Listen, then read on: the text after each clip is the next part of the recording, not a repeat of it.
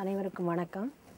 கணக்கு பதிவியல் பாடத்தில் 5 மதிப்பெண் வினாக்கள், அதாவது கணக்குகள் மட்டும் நம்ம பார்க்க போகிறோம்.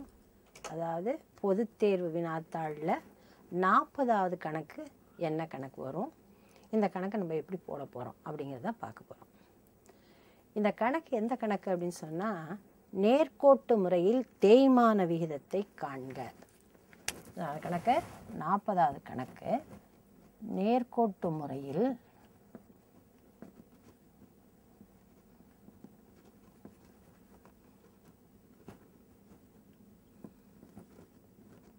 தேய்மான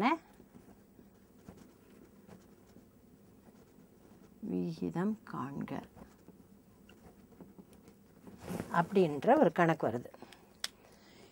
இந்த கணக்கு கணக்கு போட தெரிஞ்சதுக்கு முன்னாடி தேய்மானம்னா என்ன அப்படிங்கிறது நமக்கு தெரியணும். அது ஞாபகப்படுத்தணும். உங்களுக்கு தேய்மானம்னா என்ன அப்படிங்கிறது ஏற்கனவே உங்களுக்கு தான் சொல்லி கொடுத்துருப்பாங்க. தேய்மானன்றது ஒன்றும் இல்லை, நிலைச்சொத்தின் மதிப்பில் உண்டாகும் ஒரு குறைவு, அதை தான் நம்ம தேய்மானம்னு சொல்கிறோம். காற்றர் என்ன சொல்கிறாரு அப்படின்னா, எக்காலத்தினாலும் ஒரு சொத்தின் மதிப்பில் உண்டாகும் நிலையான படிப்படியான தேய்வை தான் நம்ம தேய்மானம்னு சொல்கிறோம் அப்படின்னு சொல்லியிருக்காரு. இதை 5 மதிப்பெண் வினாக்கு நீங்கள்லாம் படிச்சிருப்பீங்கன்னு நினைக்கிறேன். இப்போது நம்ம என்ன கற்றுக்க போகிறோம், தேய்மான விகிதத்தை எப்படி கண்டுபிடிக்கிறது, தேய்மான விகிதம் கண்டுபிடிக்கிறதுக்கு என்னென்ன நமக்கு தேவை அப்படிங்கிறதெல்லாம் பார்க்க போகிறோம். இப்போ பார்த்தீங்கன்னா 10ஆம் கிளாஸ் எக்ஸாம் எழுதுகிற ஒரு பாலிடெக்னிக்கில் போய் சேர்ற அப்படின்னு சொன்னால் உடனே போய் நீ சேர்ந்துக்க முடியும். அதே ஒரு காலேஜில் பிஎஸ்சியோ அல்லது பிஏஓ அல்லது பிகாமோ அல்லது பார்த்தீங்கன்னா உனக்கு சிஏஓ அல்லது ஒரு இன்ஜினியரிங் காலேஜ்லையோ அல்லது வேறு எங்கேயாவது நீ மெடிசனோ ஏதாவது பண்ணணுன்னா கட்டாயமாக உனக்கு +2 எக்ஸாம் எழுதி நீ தேர்ச்சி பெற்றிருக்கணும் வேணும். அதே மாதிரி தான் இந்த தேய்மான விகிதம் அப்படிங்கிறத கண்டுபிடிக்கிறதுக்கு நமக்கு தேய்மானத்துடைய மதிப்பு தேவைப்படுது. தேய்மான மதிப்பு தெரிஞ்சால் தான் நம்ம என்ன செய்ய முடியும், தேய்மான விகிதத்தையே கண்டுபிடிக்க முடியும். இப்போ தேய்மானம் அப்படிங்கிற தேய்மான மதிப்பு அப்படிங்கிறத முதல்ல நம்ம எப்படி கண்டுபிடிக்கணும் அப்படிங்கிறத பார்ப்போம். இதுக்கான சூத்திரம் என்ன? தேய்மானம் அல்லது தேய்மான மதிப்பு ரெண்டும் ஒன்று தான். தேய்மானம்ன்றது சொத்தின் அடக்க விலை, அடக்க விலை அப்படிங்கிறத வாங்கின விலை மைனஸ் இறுதி மதிப்பு. இறுதி மதிப்பு அப்படிங்கிறது எரி மதிப்புன்னு கூட சொல்லலாம். எதிர்நோக்கும் பயனளிப்பு காலம்.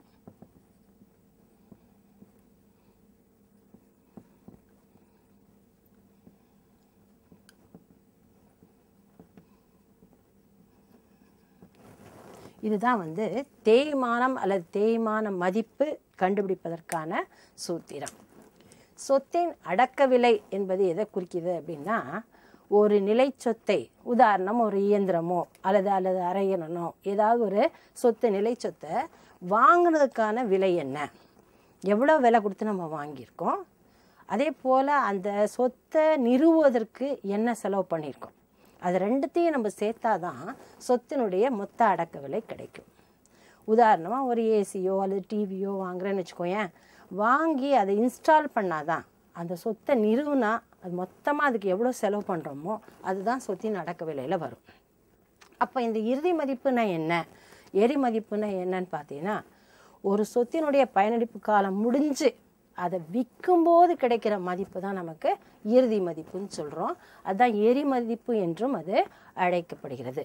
அப்போது அடக்க விலையிலேருந்து, அதாவது அந்த சொத்தை வாங்கின விலையிலேருந்து நம்ம இறுதி மதிப்பை கழிச்சுட்டு எரி மதிப்பை கழிச்சுட்டு வர்ற தொகையை எதிர்நோக்கும் பயனளிப்பு காலம், எத்தனை வருஷம் அந்த இயந்திரம் நல்லா வேலை செய்யும், 10 ஆண்டா 15 ஆண்டா கொடுத்துருப்பாங்க, அதால் நம்ம வகுத்தோம்னா நமக்கு என்ன கிடைக்கும், தேய்மான மதிப்பு அல்லது தேய்மானம் கிடைச்சிவிடும். இப்போ தேய்மானத்தை வச்சு தான் நம்ம தேய்மான விகிதத்தை கண்டறிய முடியும். என்ன கொஸ்டின் கேட்டிருக்காங்க, நேர்கோட்டு முறையில் தேய்மான விகிதம் காண்க. என்ன கேள்வி, தேய்மான விகிதம் காண்க. தேய்மான விகிதம் கண்டுபிடிக்கிறதுக்கு கட்டாயமாக தேய்மானம்னா என்ன, எவ்வளோ மதிப்பு அப்படிங்கிறது தெரிந்தாக வேண்டும். சொத்தின் அடக்கு விலை போட்டுட்டு இறுதி மதிப்பு அதுலேருந்து கழிச்சுட்டு வர்ற தொகையை எவ்வளோ காலம் அது பயனளிக்குமோ 10 ஆண்டு 5 ஆண்டு 20 ஆண்டு எவ்வளோ கொடுத்துருக்காங்களோ அதால் வகுத்தோன்னா நமக்கு என்ன கிடைச்சிரும்? தேய்மான மதிப்பு கிடைச்சிரும். இது ரூபாயில் நீ எழுதிடும். அதுக்கடுத்து தேய்மான விகிதம். தேய்மான விகிதம் இதுக்கான ஃபார்முலா என்ன? இதுக்கான சூத்திரம் என்ன அப்படின்னா தேய்மான மதிப்பு, தேய்மான மதிப்புனாலும் தேய்மானம் ஒன்று தான். தேய்மான மதிப்பு சொத்தின் அடக்க விலை இன்ட்டு 100. இதுதான் வந்து தேய்மான வீதத்துக்கான ஃபார்முலா. இப்போது நம்ம ஃபஸ்ட்டு என்னென்ன தெரிஞ்சுக்கணும்? ஃபஸ்ட்டு தேய்மான வீதம் கண்டுபிடிக்கணும்னா நமக்கு என்னென்ன தேவை அப்படின்னு சொன்னால், நமக்கு என்னென்ன விவரங்கள் கொடுக்கப்பட்டிருக்கோம்னா, அடக்க விலை கொடுத்துருப்பாங்க, அதாவது வாங்கின விலை, நிறுவுவதற்கான செலவு சில கணக்கில் கொடுத்துருப்பாங்க, இறுதி மதிப்பு கொடுத்துருப்பாங்க, பயனளிப்பு காலம் கொடுத்துருப்பாங்க. இந்த 3 இல்லை 4 விவரங்களை கொண்டு தான் நம்ம என்ன கண்டுபிடிக்கணும்? தேய்மான விகிதம் கண்டுபிடிக்கணும். முதல்ல தேய்மானத்தை கண்டுபிடிச்சிட்டு அதுக்கப்புறம் தேய்மான விகிதம் கண்டறிய வேண்டும். தேய்மான மதிப்பு போட்டு அடக்க விலையால் வகுத்து இன்ட்டு 100 போட்டேன்னா உனக்கு என்ன கிடைச்சிடும்? தேய்மான விகிதம் என்ன அப்படிங்கிறத தெரிஞ்சிடும். இப்போ நீங்கள் என்ன செய்கிறீங்க அப்படின்னு சொன்னால், பக்க எண் 177 கணக்கு எண் 2 எடுத்துக்கோங்க. இதில் என்ன கொடுத்துருக்காங்க? நிலைச்சொத்தின் அடக்க விலை 50,000 கொடுத்துருக்காங்க, எரி மதிப்பு 5,000 கொடுத்துருக்காங்க, பயனளிப்பு காலம் 10 ஆண்டுகள். அடக்க விலை வந்து கணக்கு இங்கே சுருக்கமாக எழுதிக்கிறேன். அடக்க விலை 50,000, எரி மதிப்பு 5,000,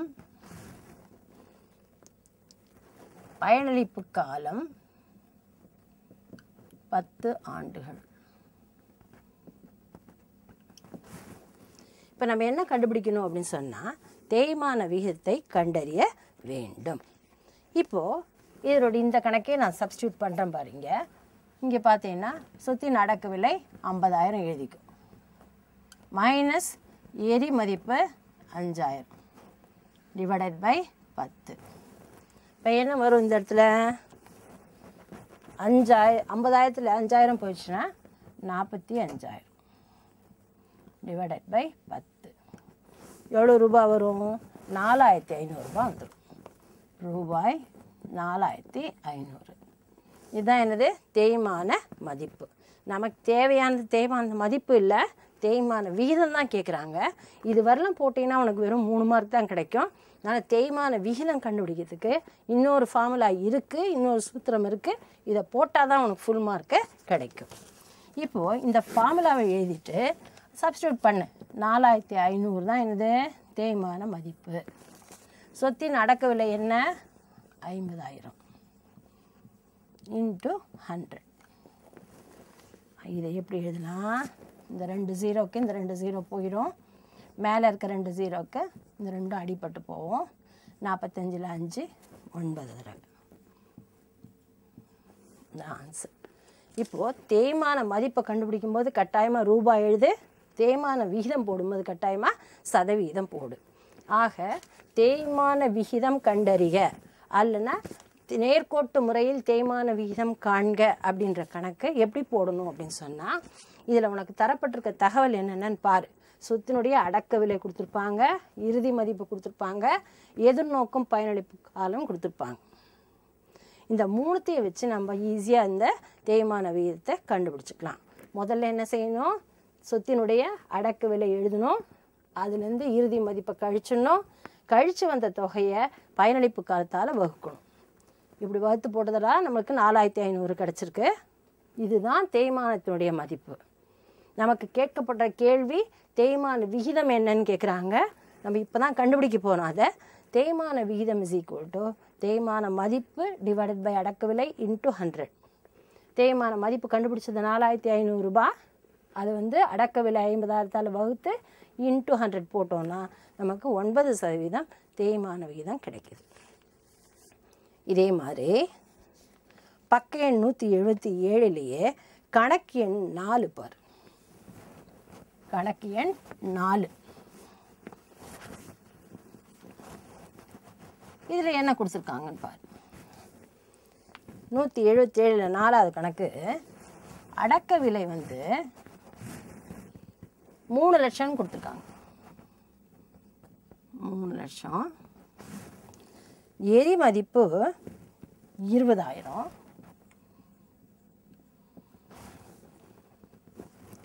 பயணிப்பு காலம் வந்து 10 ஆண்டுகள். 10 ஆண்டுகள். இந்த கணக்கு எப்படி போட போகிறோம்? இதே ஃபார்முலா தான். முதல்ல இதை எழுதிக்கணும்.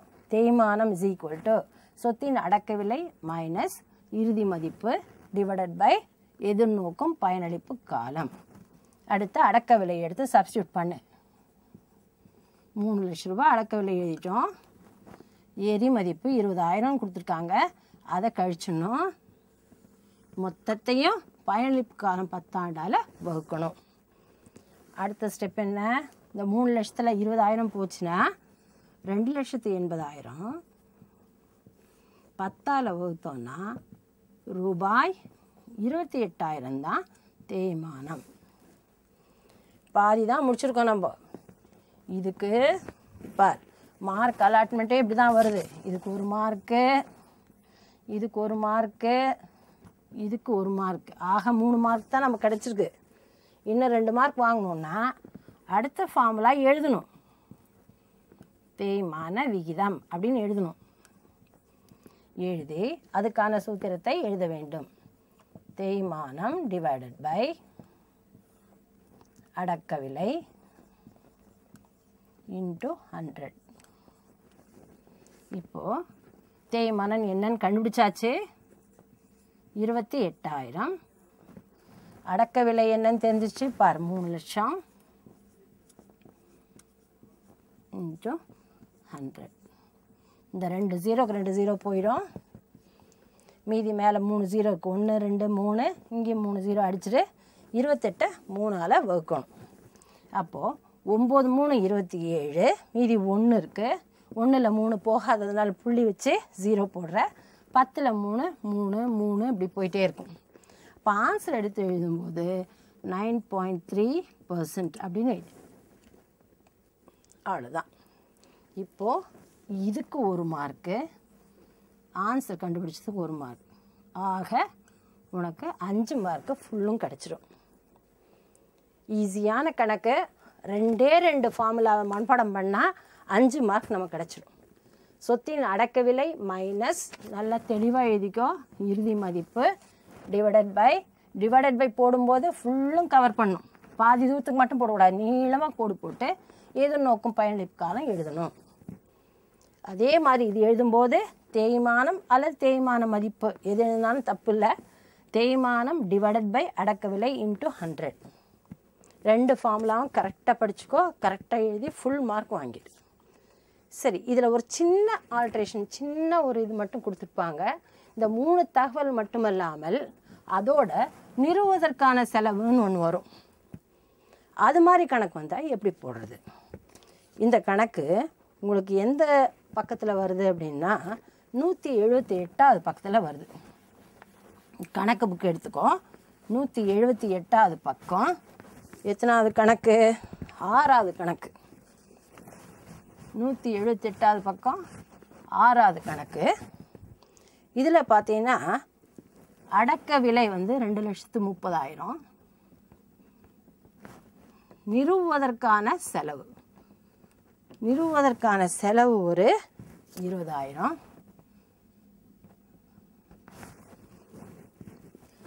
எரி மதிப்பு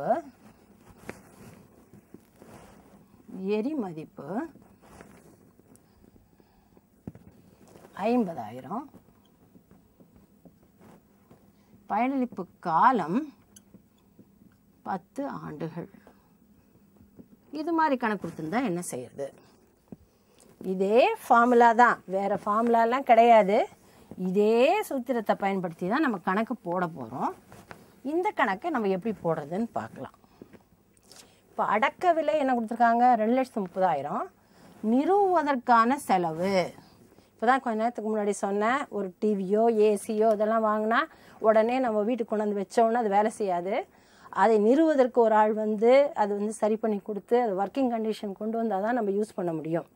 அதே போல் ஒரு வியாபாரி இருக்கார், ஒரு மெஷினை வாங்கிட்டு வராரு, வந்தவுடனே அந்த மெஷின் ஒர்க் பண்ணாது, அதை கரெக்டாக அசம்பிள் பண்ணி அதை வேலை செய்ய வைக்க வேண்டியது அதுக்குன்னு ஆட்கள் இருக்காங்க, அவங்களுக்கான சார்ஜை நம்ம தரணும்.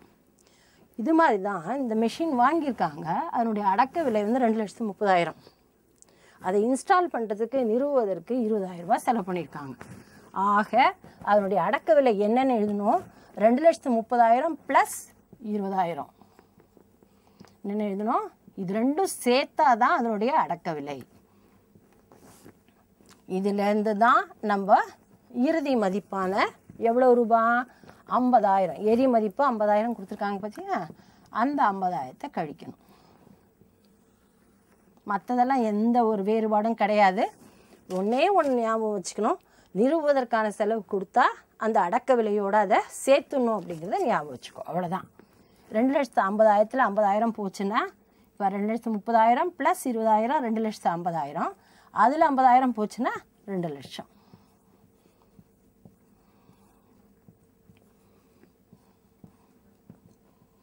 ரூபாய் 20,000. இதுதான் தேய்மான மதிப்பு. இப்போ தேய்மான விகிதம் ஃபார்முலா எழுதியாச்சு ஏற்கனவே, தேய்மானம் பை அடக்க விலை இன்ட்டு 100. அதை இப்போ சப்ஸ்டியூட் பண்ணு. இப்போ 20,000 கிடச்சிருக்குதா தேய்மான மதிப்பு, எவ்வளவு அடக்க விலை, 2,50,000 எழுதணும். 2,30,000 எழுதி வச்சிடாத, மொத்த அடக்க விலை தான் எழுதணும். அதை கொஞ்சம் கவனமாக பார்த்துக்கோ. நிறுவுவதற்கான செலவையும் நம்ம என்ன செய்யணும், இன்க்ளூட் பண்ணிக்கணும் அப்படிங்கிறத ஞாபகம் வச்சுக்கோ. இப்போ இந்த 2 0க்கு இந்த 2 0 போயிடும், மேலே 2 0க்கு இது போயிடும். 200ல் 25 அப்படின்னு சொல்லும்போது 8 தடவை வரும், 8% போட்ட வேண்டியது தான்.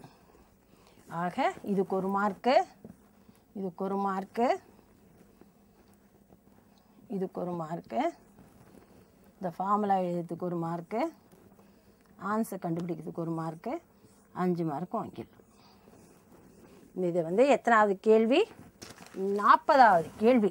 இதில் பொது தேர்வு வினாத்தாளில் 40வது கேள்வி கணக்கு. இது என்ன கணக்கு, தேய்மானம் சம்மந்தப்பட்ட கணக்கு. தேய்மான விகிதம் காண்க அப்படின்ற கேள்விக்கு பதில் இது. ஃபஸ்ட்டு இந்த 2 ஃபார்முலாவை கட்டாயமாக படித்து வச்சுக்கணும். ஒன்று தேய்மானம் அல்லது தேய்மான மதிப்பு இஸ் ஈக்குவல் டு சொத்தின் அடக்க விலை மைனஸ் இறுதி மதிப்பு அல்லது எரி மதிப்பு டிவைடட் பை எதிர்நோக்கும் பயனளிப்பு காலம். அடுத்தது தேய்மான விகிதம். கேட்கப்படுற கேள்வியே இதுதான். தேய்மான விகிதம்னா தேய்மானம் டிவைடட் பை அடக்க விலை இன்ட்டு 100. ஆக இந்த 2 ஃபார்முலாவை வச்சு நம்ம 5 மார்க்கு ஈஸியாக வாங்கிட்டு போயிடலாம். எளிதான கணக்கு. ஞாபகம் வச்சுட்டேன்னா கழித்தல் சின்ன கழித்தல் தான், ஒன்றும் பெரிய நம்பர்லாம் கொடுக்க போகிறதில்ல உனக்கு. அதனால் கவனமாக எப்போவுமே அடக்க விலைன்னு இருக்கும்போது நிறுவதற்கான செலவு இருக்குதான்னு பார்த்து போட்டேன்னா உனக்கு ஃபுல் மார்க்கு வந்துடும். சரி, இது 40வது கணக்கு பார்த்தோம். இதில் பார்த்தீங்கன்னா 178வது பக்கம் 6வது கணக்கு எடுத்துக்கோ. இதே மாதிரி கணக்கு தான்.